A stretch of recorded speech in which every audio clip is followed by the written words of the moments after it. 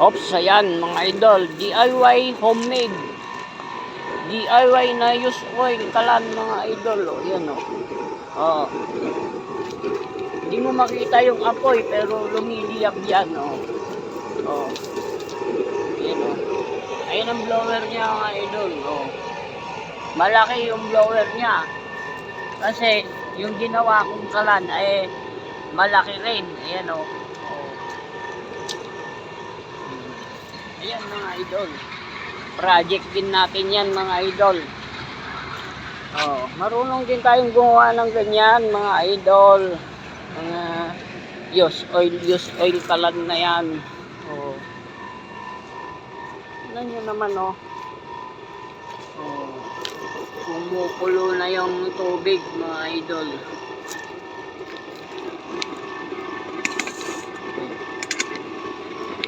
Yan, gamot pala yan pinapakulo. Sampasampalukan mga idol. Yung sampasampalukan gamot para sa kidney stone yan mga idol. Sa kidney. Sa bato. Ayun. Bato sa abdo. Gamot din mga idol. Ayan o yung pinapakulo ko. Ayan o. Sampasampalukan. No? Oh. Yan ang DIY natin mga idol. Oh.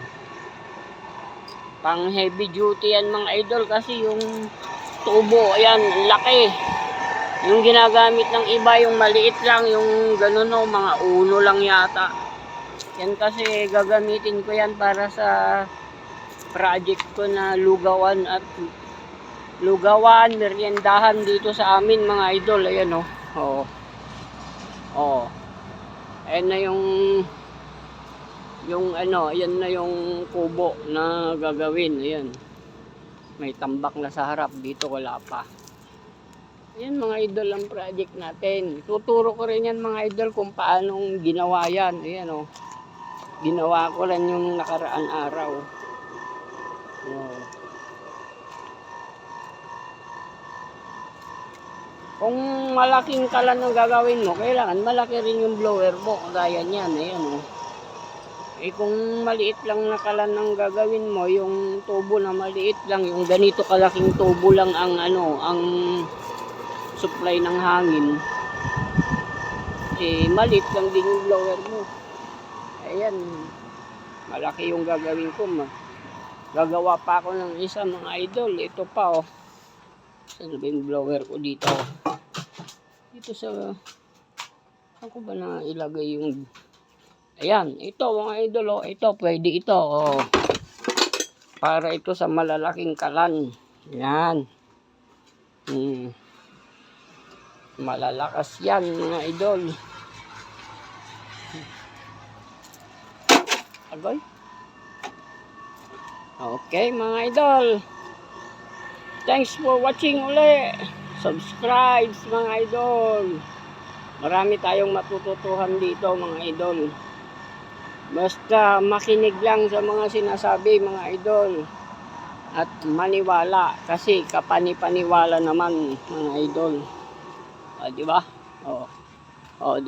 Diba? Ayan o. Maluwang yung compound natin mga idol.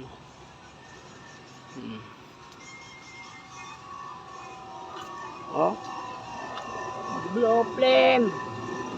Meron lang din konting yellow flame kasi yung mga karton na naandun eh hindi pa nasunog.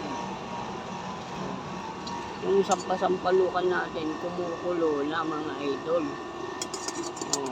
Bye bye mga idol. Maraming salamat sa panonood.